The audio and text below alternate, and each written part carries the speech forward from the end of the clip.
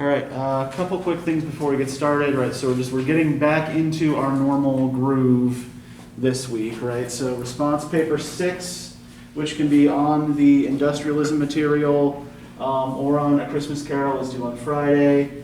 Complete the vocabulary quiz by Sunday at midnight. That'll pop up on Friday morning, right? So you'll have the whole weekend to do that.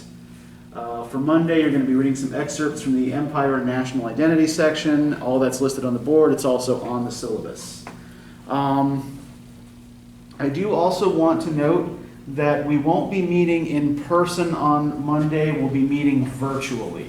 So I will send you all a Blackboard link.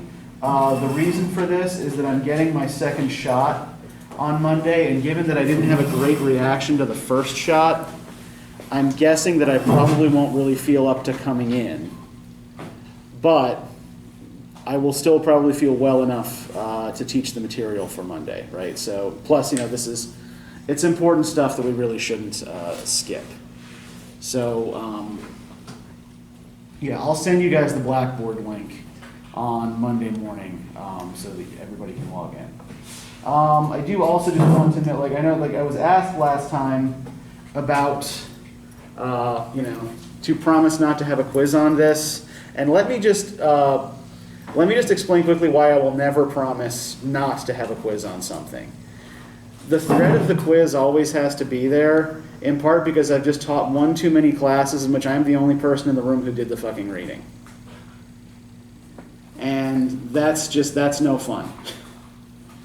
Right? So that is, for me, an exercise in frustration, and part of the purpose of the quiz is to keep everybody honest. So if we didn't have a quiz at all this week, right, then there will probably be a week coming up soon in which you may have two, right? So just remember, be prepared for one at any particular day. So does anybody have any questions about anything that's coming due, or about Monday, or about class materials, or whatever? Yeah, Hannah. Yeah, one thing I didn't really understand is what workhouses actually are. Okay. Yes. So we can talk a little bit about what the workhouse actually is. So the workhouse is a public institution, a public building that people are sent to if they are unable to support themselves financially, right? So when we talked last time about the poor law, right, that traditionally English poor law provided for people to be taken care of in their own homes, in their own communities, right? So, local officials or the local parish priest or whatever, who was also a government official because the Church of England is part of the government, would make sure that people had enough to eat, that they had a warm place to sleep, things like that, right? In the 19th century, people start to think that this discourages people from working. So they institute changes in the poor law that instead of having people cared for at home, anybody who can't support themselves gets sent to this kind of combination factory dormitory called the workhouse. And one of the reasons people didn't want to get sent to the workhouse, well, one, you're uprooted from everything you know and everyone you know. And you're also forced to spend long hours for less pay than you would make in a private job in a factory, doing essentially pointless work, right? So remember, we talked last time about oakum picking, right? You couldn't actually get enough oakum from taking ropes apart to actually be useful. It was basically just busy work that people were given to punish them for being poor. So, people did not want to get sent to the workhouse, right? Many people would do just about anything to avoid getting sent to the workhouse. So, part of the thinking that animates the workhouse ethic, and part of the thinking that animates Ebenezer Scrooge's early attitudes, can be traced to a late 18th century economist by the name of Thomas Malthus. thinking of any kind of like an equation. I think you're thinking of Jeremy Bentham. Or wait, yeah, Malthus actually does have a kind of like mathematical equation Like that's the- associated with him. Yeah, it's Like for the four. yeah. So yeah, you are thinking along the right lines here. Did we talk about this in Comp 2 a little bit? No. Okay, you might have had it in another class then, maybe, yeah, okay. So Malthus is concerned primarily with population growth, right? That's the thing that he's worried about. Malthus argues that population grows at a faster rate than resources do, right? That resources remain fixed.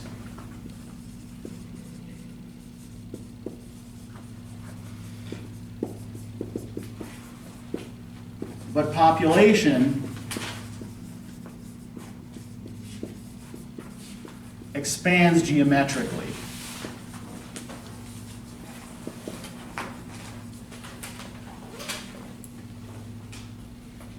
Right, that is, one extra person in the country or on the planet will generate, say, another 2 to 4 extra people, right? So it grows, so population tends to grow exponentially. And eventually you will reach a point where you will not have enough resources to feed everyone. And these extra people, Malthus refers to as the surplus population.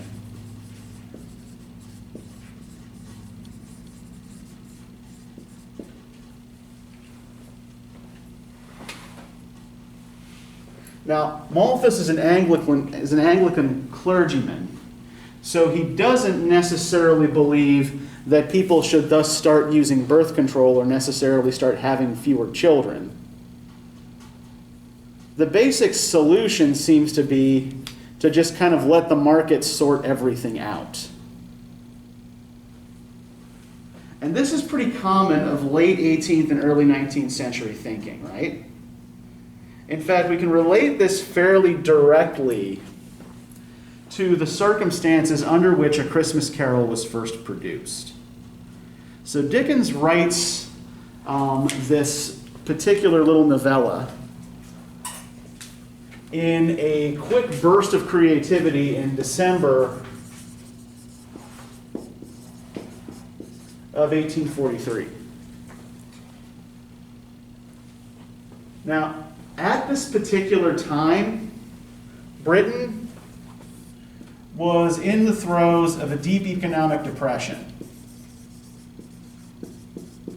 It was caused by a variety of factors, including overinvestment in certain securities in the United States, for example, in cotton, the price of which had dramatically fallen at the end of the 1830s. And also certain situations within the British Isles themselves. For example, there's a famine in Ireland that spans most of the 1840s, right? The potato crop catches blight for several years in this decade, and Ireland has a particularly hard time recovering. And the government response to this depression is essentially a kind of Malthusian one. We may recognize this kind of response if we think back to 2008, when the housing bubble burst and the markets across the globe crashed, right? The way most governments responded was with austerity measures. Now, what does austerity mean? Do we understand what austerity means in economics? Okay, austerity basically means, in times of depression, cutting government spending radically, right? So, the economy goes into free fall, the government stops spending money. Now, according to certain theories of economics, this is actually the worst thing you can do during a depression or recession, because government spending actually does stimulate the economy, right? The government is a big buyer of goods and services. The government money does a lot to prop up certain industries. And so when you're cutting back in times of depression, right, when private citizens don't have enough money to spend,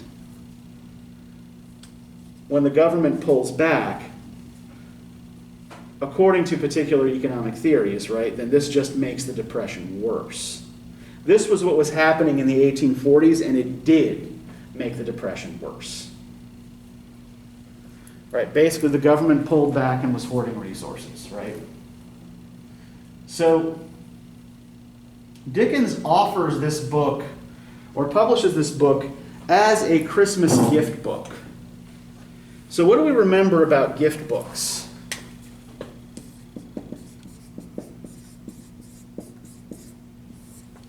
We've talked about these before. Think back to Mary Shelley. What do we remember about gift books? They're usually giving us gifts to middle class. Yeah, middle class, usually female audience, right?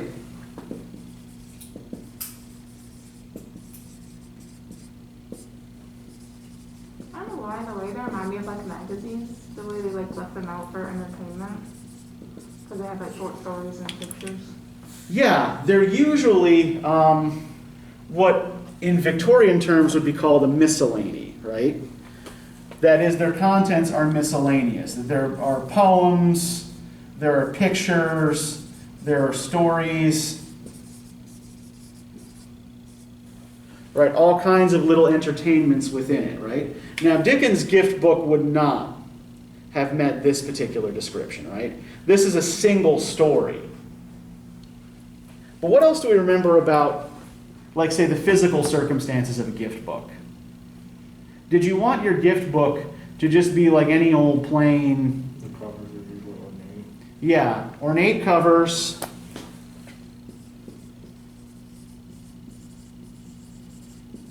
And they're usually richly illustrated, right?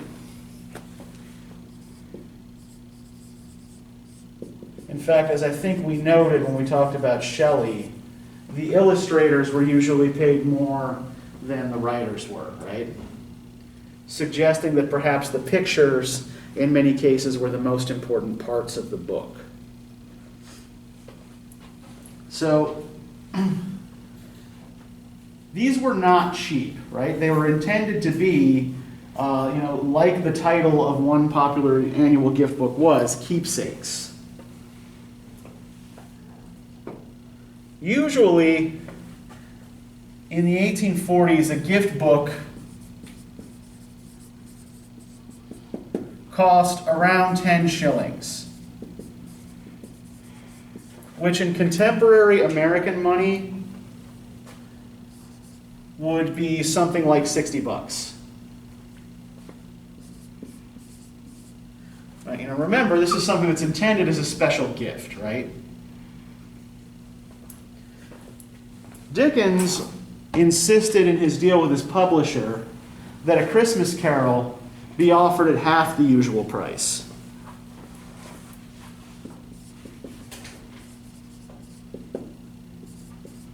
So A Christmas Carol, in its first publication, sold for 5 shillings, or around 30 bucks.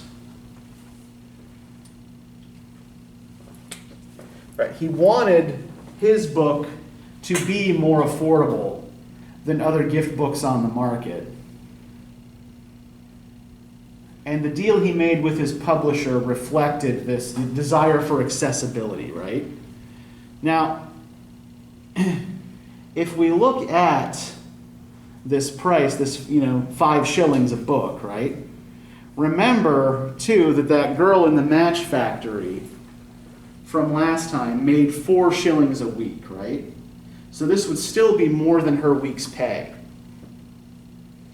And Bob Cratchit is paid 15 shillings a week. So this would be a third of a week's pay for him. So is this price, even relatively low as it is, intended for the Bob Cratchits and Match Girls of the world? Who is this likely intended for? Middle class. Yeah, this is absolutely intended for a still relatively affluent middle class audience, right? So this is a bargain at half the usual price, though it only contains one story, right? But yeah, he's trying to get it circulated as widely as possible within this middle class audience.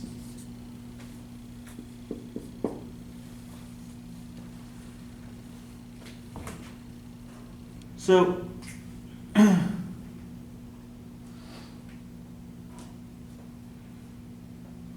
what do we make of this figure of Ebenezer Scrooge at the beginning of this text?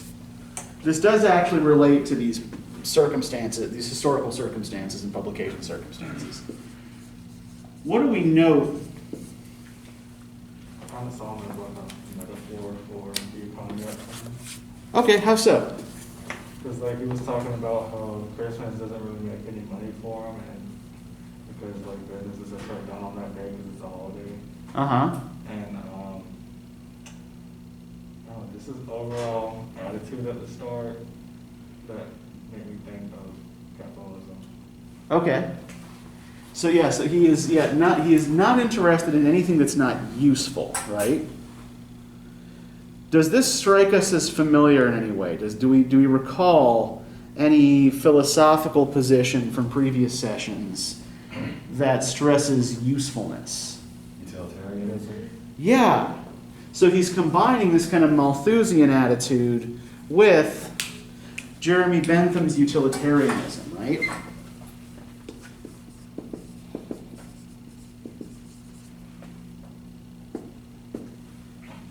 That only that which is useful or that which is profitable is good, right? Now,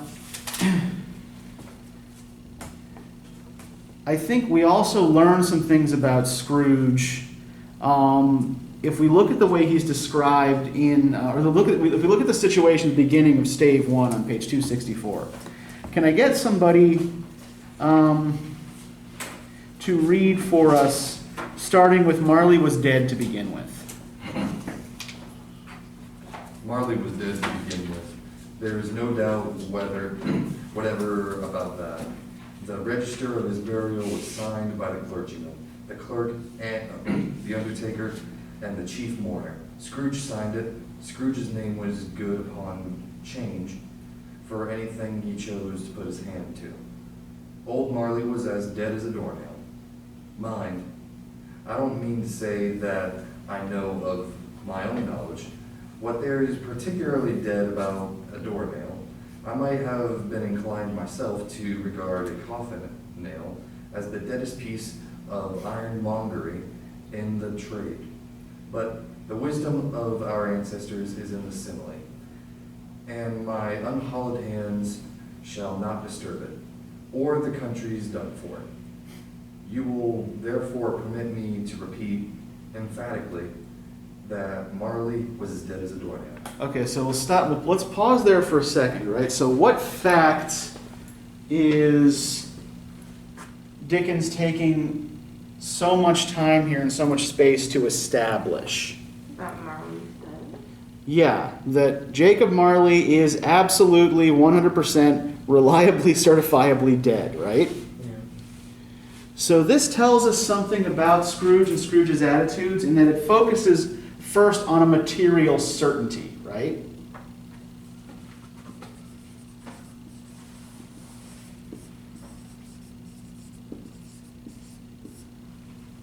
Right. The absolute verifiable fact of Jacob Marley's death. Right. There can be no dispute about this.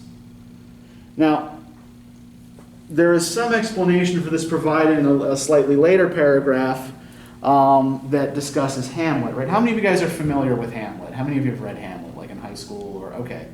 So, what do you have to believe from the beginning of the play in order for the plot of Hamlet to make any sense, right? What has to be established as real? The ghost. Yeah. In order for the play to work, right, that first scene has to work towards establishing the ghost of Hamlet's father as a real thing, right? As a real spirit, right? Other people who are skeptical of things like ghosts, see the ghost, thus leading the audience to trust in its reality, right? Dickens is doing a similar thing here, right? He's saying, like, Jacob Marley is absolutely 100% dead. He should not be appearing in people's bedrooms on Christmas Eve, right? Yeah, Hannah. So are they like establishing this so people would know that whatever happened to Scrooge with the three ghosts actually happened, that it wasn't a dream? Because like to me, when I first read it, I thought he was just dreaming of the whole thing, and then it didn't actually happen. Okay, what suggests dream to you? He just said that he kept like waking up and going back to sleep. Uh-huh. And, like, he didn't really feel like it was real, I guess. Yeah, and he goes through these three experiences in a single night, right? Mm-hmm. And like the time keeps getting warped around. And also like Scrooge basically has control of all the situations. Uh-huh. Because he kind of, like even the ghosts are in control, he also still has control. Does that make sense? Mm-hmm. Okay.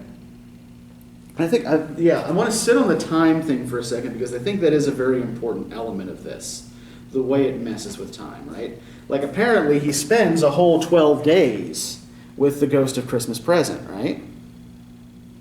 That being the length of the Victorian Christmas season, and the ghost tells him, like, I live for only 12 nights, right? And by the time Scrooge's time with him is over, he is dying, right? Because like he went to bed at like 2 o'clock in the morning and then he woke up again at midnight for Yeah. the ghost. Yeah. And then he waits the hour, yeah. So maybe, okay, so let's talk about the time thing again here for a second. What do we remember from our last couple of class discussions about the nature of time in the 19th century? What's new about the way people think about time in the 19th century? Standard. Yeah, time is standardized, right? In previous generations, it didn't really matter what the fucking time it was, right? You just kind of looked up at the sun and figured it out. Even timekeeping devices like hourglasses or candles that burned down by the hour, right, tended not to be especially precise and certainly weren't synced up with each other. So what was it that caused time to be standardized? Yeah, railroads and factories, right? The needs of railroads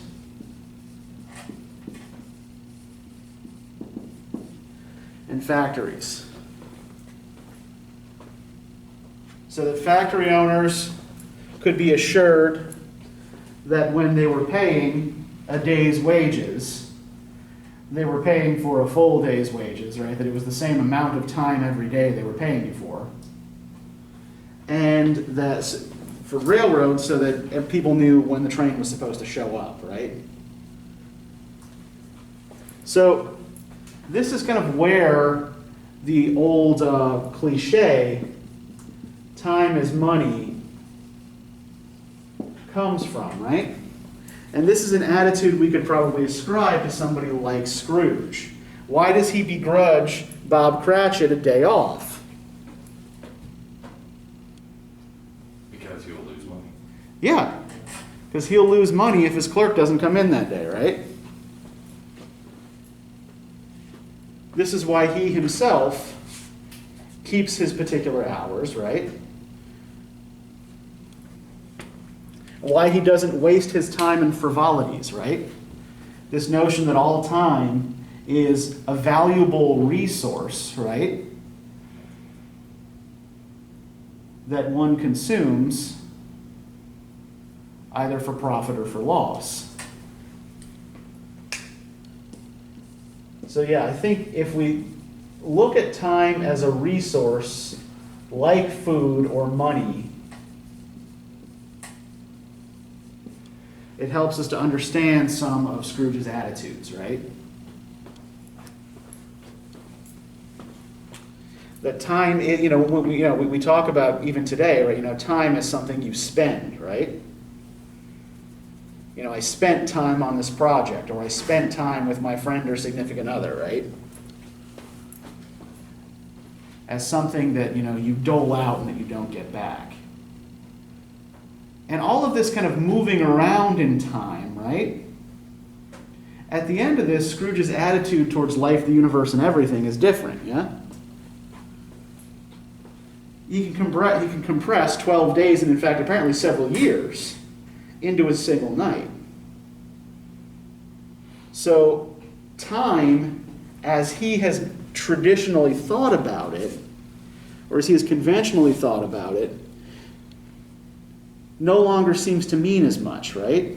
It seems much more arbitrary. Like, for example, when we look at the vision he gets from the Ghost of Christmas Future, right? What does the Ghost of Christmas Future in the end show him? This mysterious man has died. Yeah, this mysterious man has died, right? This guy, yeah. So all of these scenes associated with this one person's death, right? And then what's revealed to him before the ghost lets him go? Who's the dead man? Scrooge. He's the dead man, right? That's the big surprise, the big reveal, right? Which, of course, we figure out long before Scrooge does, because Scrooge is trying hard not to figure it out. And also that Tiny Tim died, right? Yes, and also that, Tiny Tim also dies, right? Now, what do we not know, though, about any of these scenes? We know that at some point in the future, Tiny Tim dies, and so does Scrooge, I right? don't know how they died. We don't know how or when. Yeah. We don't know precisely when in the future this happens, right? Could be next year. Could be several years to come, right? I mean, Scrooge is gonna die inevitably. So the point here, the point with and by the way, this particular technique in literature is called prolepsis. A prolepsis is a kind of flat. It's not the same thing as foreshadowing, right? Foreshadowing is when, at an early point in a narrative, you give hints about what's going to happen later in the narrative, right? Prolepsis is more like a literal flash forward in time.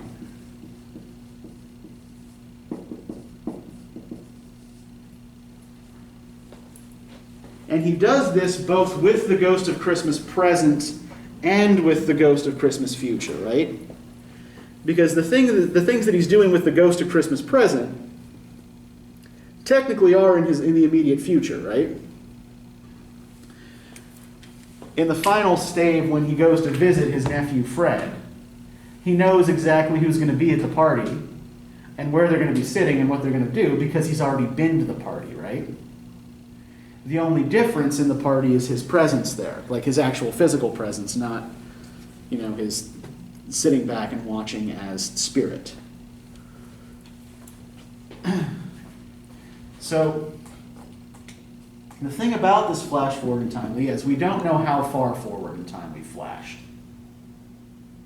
Now, probably not very far because Tiny Tim was still a child, and Bob Cratchit's other children don't seem to be that much older. But, yeah, the flash forward is not precise.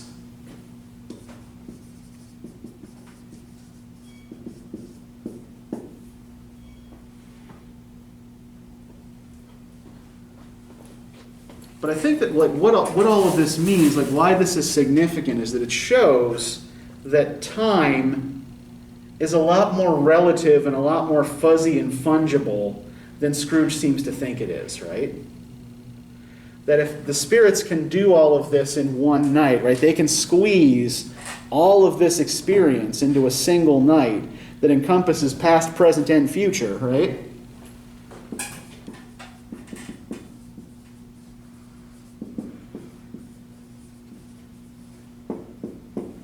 Then why is he so worried about giving his clerk a day off? And in fact, I think we get, some sense of this changed attitude on page 319, right, when Bob Cratchit comes in late and doesn't know about Scrooge's experiences. Right, his hat was off before he opened the door, his comforter too. He was on his stool in a jiffy, driving away with his pen as if he were trying to overtake 9 o'clock. "Hullo," growled Scrooge in his accustomed voice as near as he could feign it. "What do you mean by coming here at this time of day?" "I am very sorry, sir," said Bob. "I am behind my time."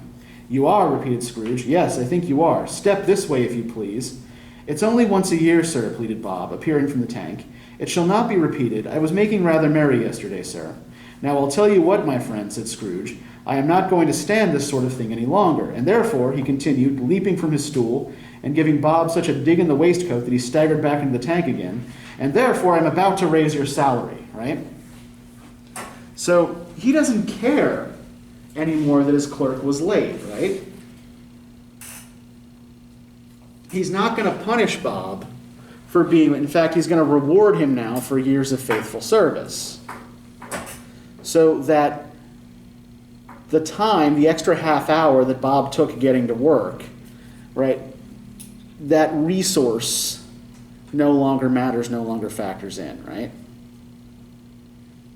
And I think this is related to this other change. We talk about material certainty here as an element of Scrooge's personality. So, can we turn to near the beginning here?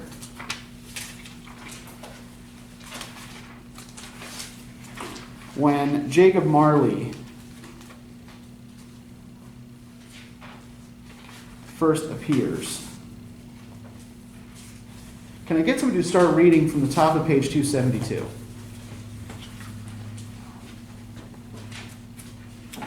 And I'll just tell you when to stop.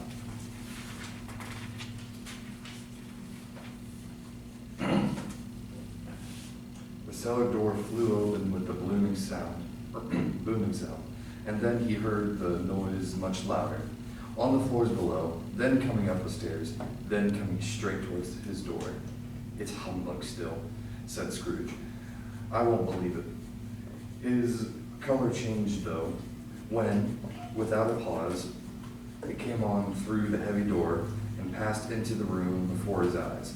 Upon its coming, the dying flame leaped up, as though it cried, "I know him, Marley's ghost," and fell again. The same face, the very same. Marley in his pigtail, usual waistcoat tights, and boots, the tassels on the latter bristling like his pigtails and his coat skirts, and the hair upon his head. The chain he drew was clasped about his middle. It was long and wound about him like a tail, and it was made, for Scrooge observed it closely, of cash boxes, keys, padlocks, ledgers, deeds, and heavy purses wrought in steel. His body was transparent, so that Scrooge, observing him and looking through his waistcoat, could see the 2 buttons on his coat behind. Scrooge had often heard it said that Marley had no bowels, but he had never believed it until now. Nor did he believe it even now, though he looked like the phantom through and through, and saw it standing before him, though he felt the chilling influence of its cold or death-cold eyes, and marked the very texture of the folded kerchief bound about its head and chin, which wrapper he had not observed before. He was still incredulous and fought against his senses. Okay, thank you. So let's pause there for a minute, right? So what is Scrooge's initial response to the presence of the ghost? It's not real. Yeah. He insists that this cannot be real, right? Why not? Because he's dead. Yeah. Because Marley's dead and ghosts don't exist, right?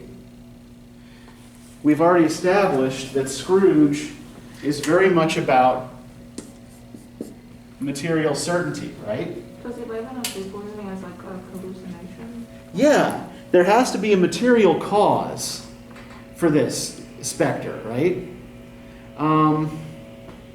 Page 270, like a little bit further down, page 273, the ghost asks him, "Why do you doubt your senses?" Right? "Because," said Scrooge, "a little thing affects them. A slight disorder of the stomach makes them cheats. You may be an undigested bit of beef, a blot of mustard, a crumb of cheese, a fragment of an underdone potato. There's more of gravy than of grave about you, whatever you are." So his insistence here is that Marley is the result of indigestion rather than an actual spirit come to visit him to frighten him into changing his way of life, right? What else do we notice about the way the ghost is described? What sticks out in the physical description of Marley's ghost? Chain wrapped around him like a tail. Okay, yeah, there's the chain, right? He's dragging a chain. And now it's made of cash boxes, keys, locks, Yeah, and that sort of stuff. cash boxes, keys, locks. Now, how are Scrooge and Marley essentially alike? What is it suggested they both do with their money? Hoard it. Yeah, they're misers, right? Or stingy? Yeah, they've got plenty of money, right? But they just sit on it. They don't do anything productive with it. They just accumulate more. So yeah, this is the thing for which the text condemns them, right? That they hoard money. And in fact, when we see the description of the other ghosts, starting on page 276, can I get somebody to read, starting with Scrooge followed to the window, desperate in his curiosity?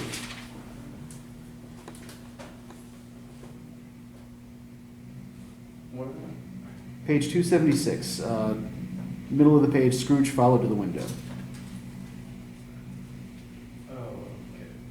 Scrooge followed to the window. Desperate in his curiosity, he looked out. The air was filled with phantoms, wandering hither and thither in restless haste, and mourning as they went.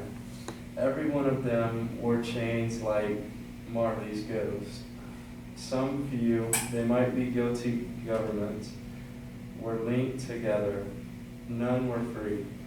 Many have potentially or personally known to Scrooge and their lives. He had been quite familiar with one of the old ghosts in a white waistcoat with a monstrous iron safe attached to his ankle, who cried piteously at being unable to assist a wretched woman with an infant, whom it saw below upon a doorstep. The misery with them all was clearly that they were sought to interfere for good in human matters and had lost power forever. So all of these ghosts are weighed down by these safes and cash boxes and ledgers and things, right? And because they no longer have any material existence, right? They can't intervene in the mortal world anymore, right? So how many of you have heard the phrase before, "you can't take it with you"? What does that mean? When you die, you're leaving everything behind. Yeah, But but didn't, like, the Egyptians bury their dead with all their treasures to take into the afterlife with them? so some cultures have believed that the afterlife is in some ways a continuation of this life, or at least a kind of mirror image of it, right? So, for example, the Egyptians buried their dead with elaborate grave goods, right? But the more conventional Western notion of death is that when you go wherever it is you're going after death, that you don't take the material objects you accumulated with you. Now, what's happened with these ghosts? They still have it. Yeah, they still have it, right? But it's locked up in boxes where no one can get at it, and they can't do anything with it, right? All it's doing is weighing them down. So even spirits can be weighted down, right? Now, how does Marley prove his existence to Scrooge? What does he do that makes Scrooge believe in it?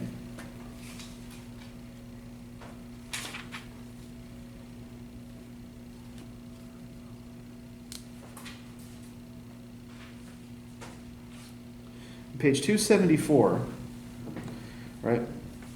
Well, returned Scrooge, I have but to swallow this and be for the rest of my days persecuted by a legion of goblins, all of my own creation. Humbug, I tell you, humbug. At this the spirit raised a frightful cry and shook its chain with such a dismal and appalling noise that Scrooge held on tight to his chair to save himself from falling into a swoon. But how much greater was his horror when the phantom, taking off the bandage round its head, as if it were too warm to wear indoors, its lower jaw dropped down upon its breast. So Marley takes the bandage off his head, and his jaw falls off, right? So what does he thus demonstrate to Scrooge?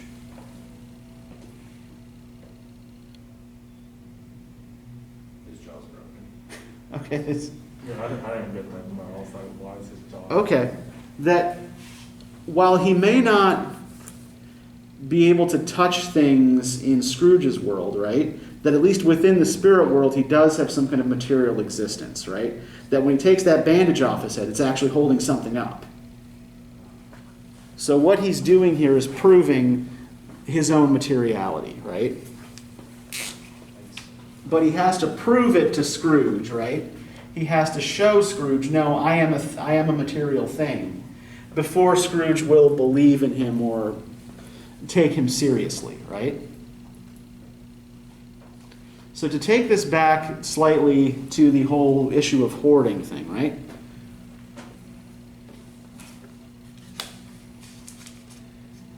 And to tie this back to the notion of austerity and of economic depression. Let's talk a little bit about what sorts of things we see in stave 3 when Scrooge is traveling with the ghost of Christmas present.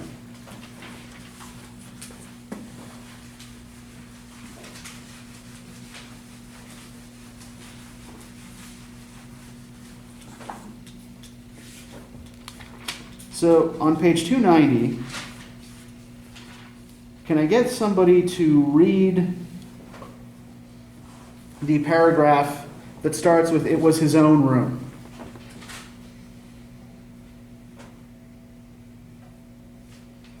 It was his own room, there was no doubt about that.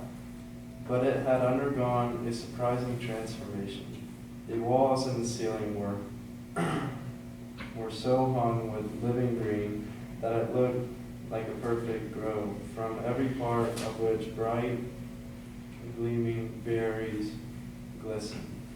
The crisp leaves of holly, mistletoe, and ivy reflected black light as if so many little mirrors had been scattered there, and such a mighty blaze went roaring up the chimney, as that dull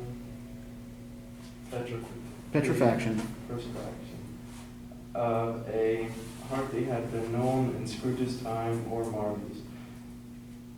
For many and many a winter season gone, heaped up upon the floor to form a kind of throne which turkeys, geese, and same poultry, brawn, great joints of meat, sucking pigs,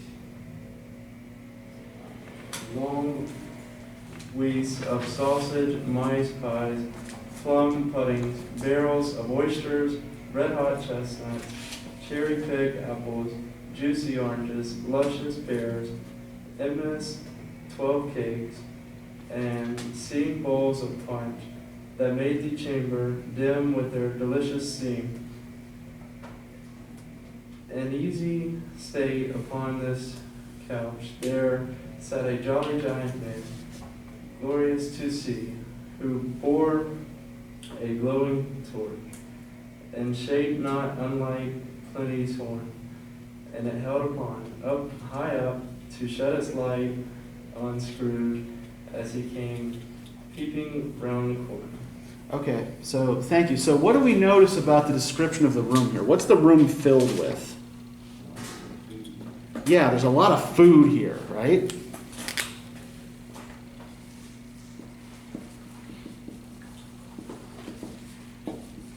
And what is the jolly giant holding? He's holding the torch. In shape, not unlike Plenty's horn, right? So he's holding a torch that's shaped like a horn of plenty, like a cornucopia, right?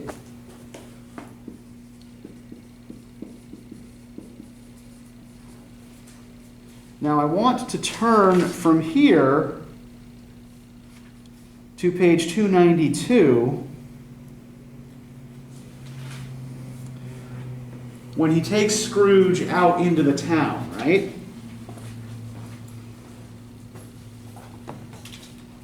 For the people who were shoveling away on the housetops were jovial and full of glee, calling out to one another from the parapets, and now and then exchanging a facetious snowball, better-natured missile by far than many a wordy jest, laughing heartily if it went right, and not less heartily if it went wrong.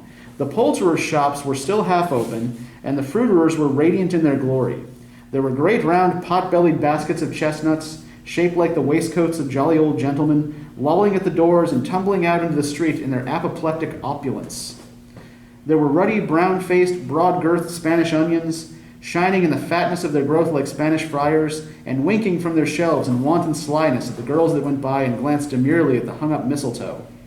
There were pears and apples, clustered high in blooming pyramids. There were bunches of grapes made in the shopkeeper's benevolence to dangle from conspicuous hooks that people's mouths might water gratis as they passed. There were piles of filberts, mossy and brown, recalling in their fragrance ancient walks among the woods, and pleasant shufflings ankle-deep through withered leaves. There were Norfolk biffins, squab and swarthy, setting off the yellow of the oranges and lemons, and in the great compactness of their juicy persons, urgently entreating and beseeching to be carried home in paper bags and eaten after dinner. The very gold and silver fish set among these choice fruits in a bowl, though members of a dull and stagnant-blooded race, appeared to know that there was something going on, and to a fish went gasping round and round in their little world in slow and passionless excitement. Okay, so once again here we've got food piled up like crazy, right? What's going on? What's weird about the way this food is described, though? What do all of the food items here seem to be doing?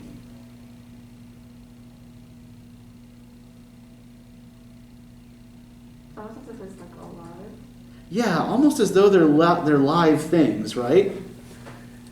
That are trying to lure people into the shop, right? They're trying to lure people to buy them, right? The grocers nearly closed, with perhaps 2 shutters down or 1, but through those gaps such glimpses, it was not alone that the scales descending on the counter made a merry sound, or that the twine and roller parted company so briskly, or that the canisters were rattled up and down like juggling tricks, or even that the blended scents of tea and coffee were so grateful to the nose, or even that the raisins were so plentiful and rare, the almonds so extremely white, the sticks of cinnamon so long and straight, the other spices so delicious, the candied fruits so caked and spotted with molten sugar as to make the coldest lookers-on feel faint and subsequently bilious. Nor was it that the figs were moist and pulpy, or that the French plums blushed in modest tartness from their highly decorated boxes, or that everything was good to eat and in its Christmas dress. But the customers were all so hurried and so eager in the hopeful promise of the day that they tumbled up against each other at the door, crashing their wicker baskets wildly, and left their purchases upon the counter, and came running back to fetch them, and committed hundreds of the like mistakes in the best humor possible. While the grocer and his people were so frank and fresh that the polished hearts with which they fastened their aprons behind might have been their own, worn outside for general inspection, and for Christmas daws to peck at if they chose. So, why do you think there's so much focus here on abundant piled up food and on shopping. Think again about the economic situation in December of 1843 when this book first appears. Unless you were upper class or like middle class, food was kind of scarce for like lower class people. I thought it was like to juxtapose what's actually happening. What's that? To juxtapose what's actually happening. Well, part of the argument that Dickens is actually making here is that the problem isn't a lack of resources. The problem is that people are scared, so they're not spending money, right? So what he's trying to point out is this abundance of stuff that's available, right, in the present, right? This is, Christmas present, 1843. For people to go out and purchase, right? And commerce here is a source of joy, right? People are not only buying things that are pleasant, they're having fun doing it, right?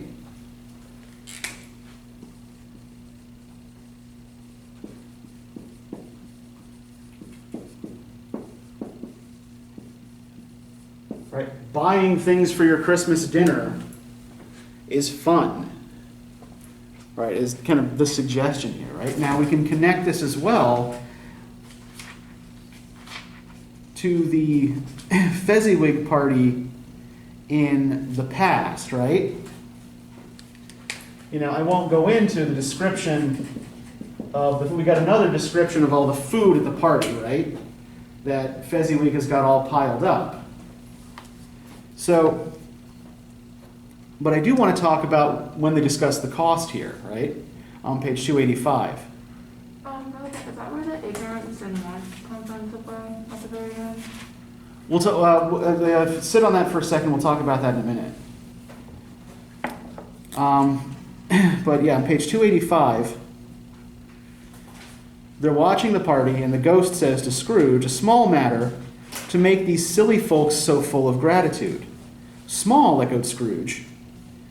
The spirits signed to him to listen to the two apprentices, who were pouring out their hearts in praise of Fezziwig, and when he had done so, said, "Why, is it not? He has spent but a few pounds of your mortal money, 3 or 4 perhaps. Is that so much that he deserves this praise?" "It isn't that," said Scrooge, heated by the remark, and speaking unconsciously like his former, not his latter self. "It isn't that, Spirit. He has the power to render us happy or unhappy, to make our service light or burdensome, a pleasure or a toil. Say his power lies in words and looks, in things so slight and insignificant that it is impossible to add and count him up. What then? The happiness he gives is quite as great as if it cost a fortune." So Fezziwig has spent the equivalent of something between $450 and $500 on this party. Right? That's what 3 or 4 pounds in 1843 money would be. Which for a company Christmas party isn't really a lot of money, right? This isn't a huge outlay for his company. And Scrooge is suggesting, when Scrooge's comment here, as he remembers the pleasure he got from these parties, right, is that the amount didn't matter. The fact was that Fezziwig was willing to spend money to make his employees and their neighbors happy for a night, right? That he was willing to spend money on something frivolous like this for the enjoyment of the people is in his employ. So this is all part and parcel of the same message, right? Trying to get people to open up their pocketbooks and spend to get out of this depression. Now, one thing to note here is that he is not urging government to do this, right? Usually when we talk about what's called, what will later be called Keynesian economics,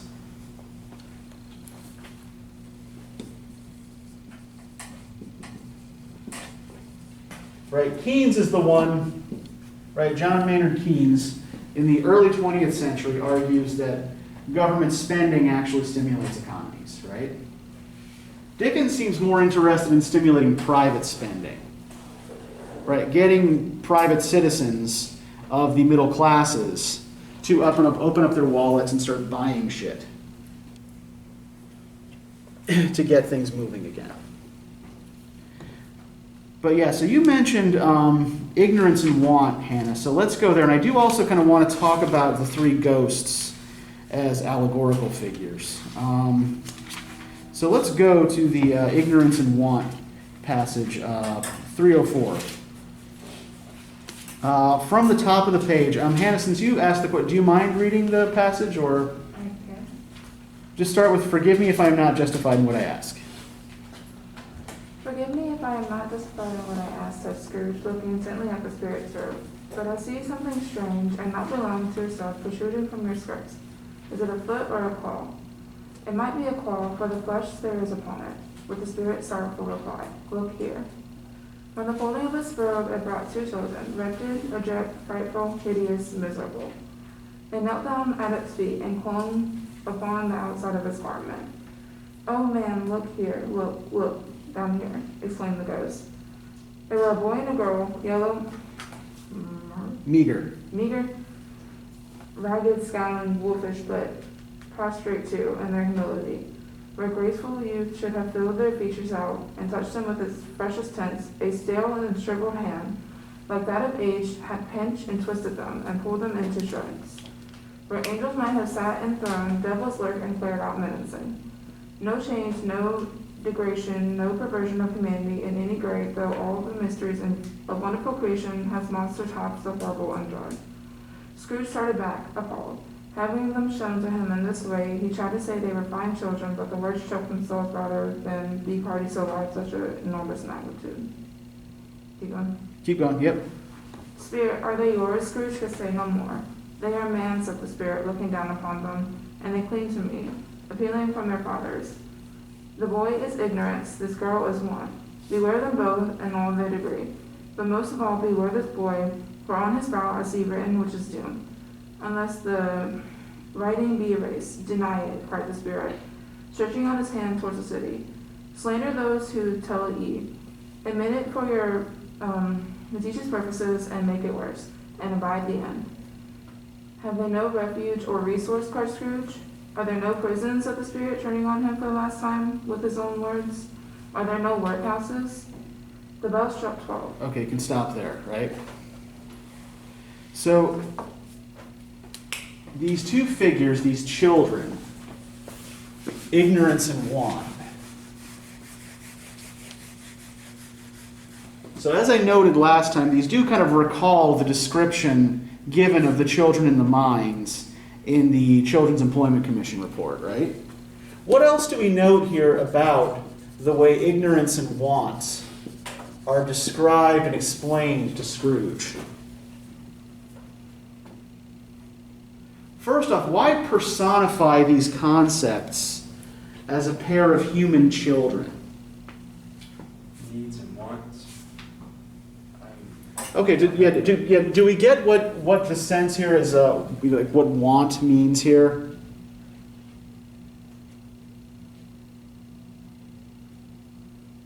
So want doesn't refer here to desire. Want means lack. So want here means not having enough.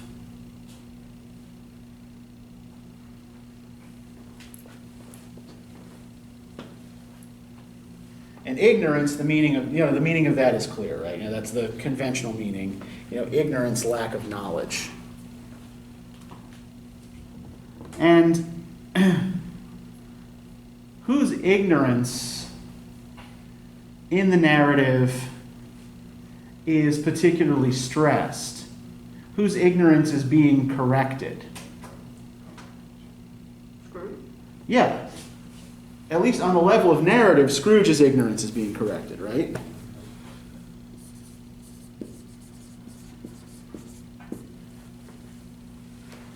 Right. He is being, one, reminded of past selves that he had forgotten, but also being shown how other people are celebrating this holiday that he disdains, right? And also often how other people feel about him, right? Feelings and notions that he's completely unaware of, right? Like, for example, these guys at the exchange whom he respects very much, who, shrug off his death with a quick comment. One of them calls him Old Scratch, which is a nickname for the devil, right? So, on the one hand, Scrooge's ignorance is being corrected, but so is the ignorance of the middle-class reader for whom Scrooge is a stand-in, right? And the ignorance that's being corrected here is the ignorance that's connected to want, right? This ignorance that he thinks is connected to economic stagnation and social degradation, right? If people would only open up their wallets and their hearts and start buying things again, right? Things would get better, and these lacks would be corrected. Now, I do want to talk here also, before we stop, about each of the three spirits, because each of them is meant to be allegorical. Now, do we remember, I think we discussed at one point what an allegory is? It's like a symbolic representation. Yeah, an allegory is a kind of symbolic representation, right? So, on the one hand, these three spirits are characters in the story, but they also represent other ideas from outside the story, right? So if we look at the Ghost of Christmas Past on page 279, right?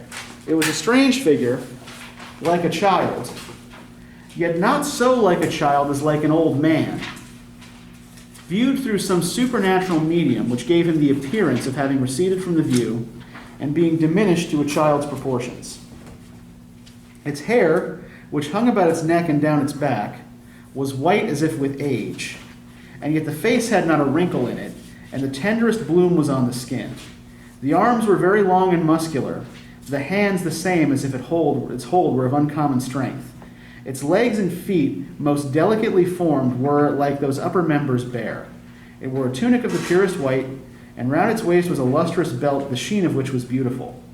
It held a branch of fresh green holly in its hand, and in singular contradiction of that wintry emblem, had its dress trimmed with summer flowers.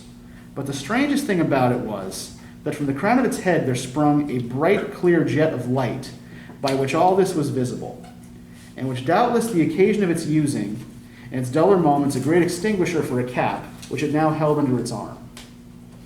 So, what elements of this description stand out to you as particularly weird or potentially meaningful? How bright he is. Okay, yeah. The bright light, right? I think that it's a child. That's kind of weird. Okay, yeah, it's a child, right? But is it a child? It just appears to be one. It also looks like an old man, right? Now, why might this, we're talking about a representation here of the past, right? So why does it look both like a child and like an old man? Like old self, kind of how it says it doesn't have a single wrinkle. But then it were like upper members bare. I don't know, just kind of like it. I guess you could say like wisdom, like a young version of wisdom. Okay. Like an old and the new and the old kind of. Okay, yeah. The new, I think, like, you were new when the past happened, right? It's supposed to represent Scrooge, like how he was younger than how he aged. Sure, yeah, and I think, if we think about it in terms of Scrooge, right, it's like, yeah, the past is showing him old events, right, that happened to a younger version of himself, right? So, the world was younger then, but this is long ago. So we get this kind of temporal distortion here, right, where past, present, and future get kind of collapsed into each other, right? Or the whole past. Like, the past is old, but happened to people who were younger. I'm not sure I'm explaining this well, but what matters, I think, here is again, this notion of temporal distortion. Now, the other thing I want you guys to note here is what he says about the hands. How does he describe the hands? Aren't they disappearing and reappearing? That's later on, right? The arms were very long and muscular, the hands the same, as if its hold were of uncommon strength. In an allegorical representation of the past, why might grip strength matter? Holding on to things. Is he holding on to it, or is it holding on to him? The idea here is that you can't get away from it, right? If it grabs onto you, it's got you, yeah. Yeah.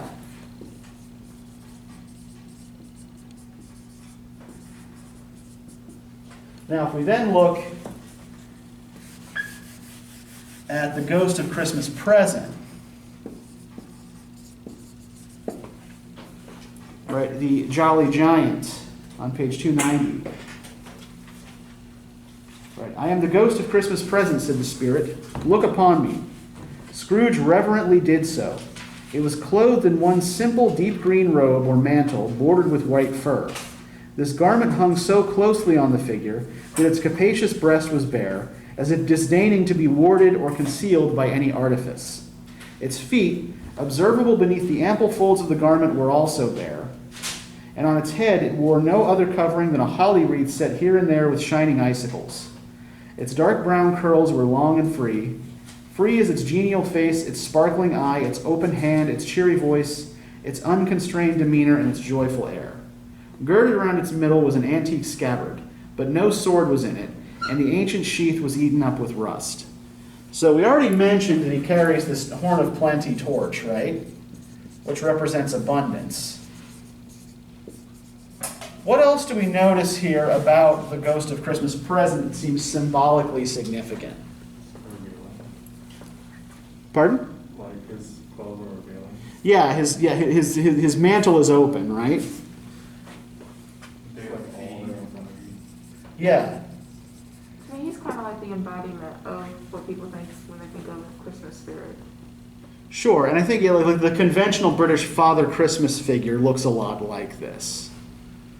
But I think if we go like to the bared breast, right, I think what that's reflecting there is honesty, right? Nothing hidden. And the other points here I want you guys to think about as well, like the holly wreath and the icicles, right? The holly wreath is one thing that he has in common with the ghost of the past, right?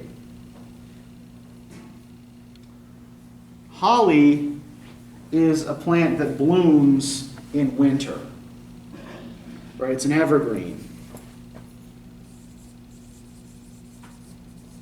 So its presence on both of these ghosts refers to continuation of life in winter.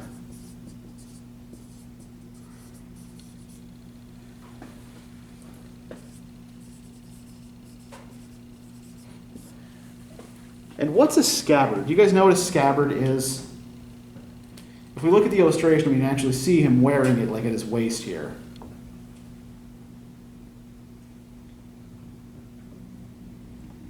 It's a sword.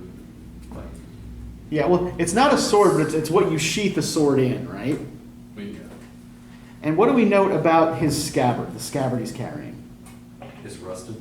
Yeah, it's rusted And it's empty. and it's empty, right? So what might that signify?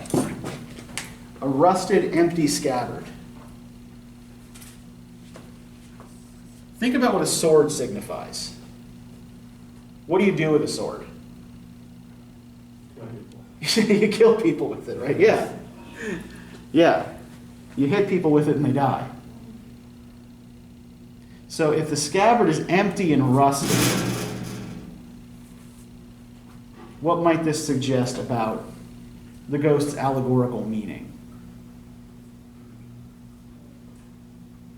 I struggled with this one, so like for a long time I couldn't figure out what the hell was going, like why the hell does this Christmas ghost have a scabbard, right, that is rusty and empty? The conclusion I've come to is that it represents peace, right? Turning aside from violence, turning aside from warfare. Probably because you don't know how to use it in forever. Yeah, it hasn't been used in ages, right? Probably not since, the idea here, like associating Christmas with peace, right? And, the holiday celebrating the birth of Christ with peace. And I think that we're running out of time here, so the future ghost, the important thing there is simply that it's dark, right? You can see nothing but the single claw pointing you in a particular direction. Indicating again the future is something that we can't see, right? That no one knows. All right, so that's about all I have for you on this. We're about out of time, so let me give you the reading questions for next time, when we will be talking about imperialism and the Victorian period. And we'll be reading the words of its defenders and detractors.